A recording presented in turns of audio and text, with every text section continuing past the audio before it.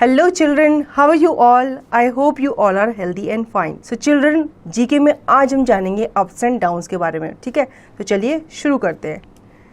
Tick the correct option to check your knowledge about the earth and the sky.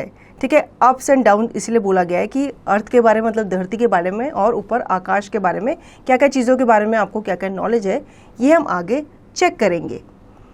What gives us heat and light during the day? ठीक है, दिन के time हमें heat और light कौन देता है?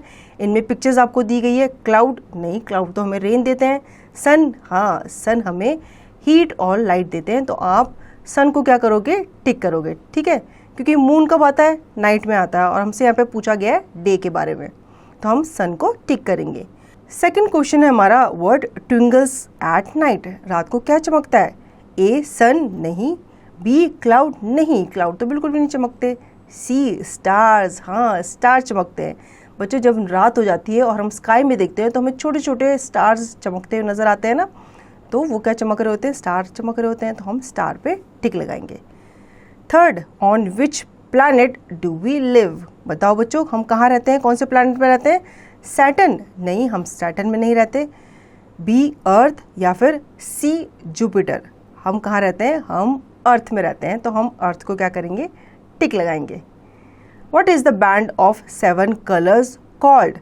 7 कलर का जो बैंड होता है जो स्काई में बनता है रेन के बाद, उसे हम क्या बोलते हैं? ए क्या हम उसे रेनबो बोलते हैं? B bow and arrow?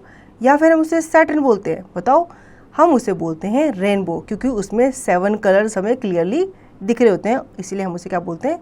Rainbow कहते हैं. तो हम रेनबो में टिक करेंगे. What keeps changing its shape daily? इनमें से कौन है जो डेली अपना शेप चेंज करता रहता है? ए है मून, क्या मून अपना शेप चेंज करता है? बी स्टार्स या फिर सी अर्थ? अब अर्थ में तो हम रहते हैं, उसे हम चेंज करते हुए नहीं देखते. स्टार्स भी एक जगह पर रहते हैं, लेकिन मून जो है वो अपनी शेप डेली चेंज करता रहता है.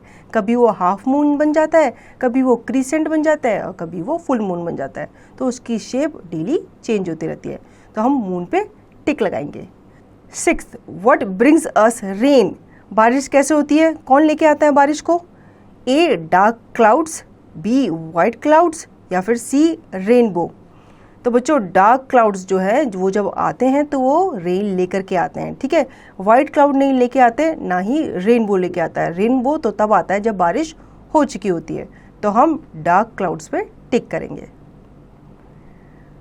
Did you know earth is the only planet that has life? ठीक है, क्या आपको पता है अर्थ ही एक ऐसा प्लैनेट है जिसमें लाइफ है, मतलब जिसमें हम लोग रह सकते हैं, बाकी के प्लैनेट्स में हम नहीं रह सकते.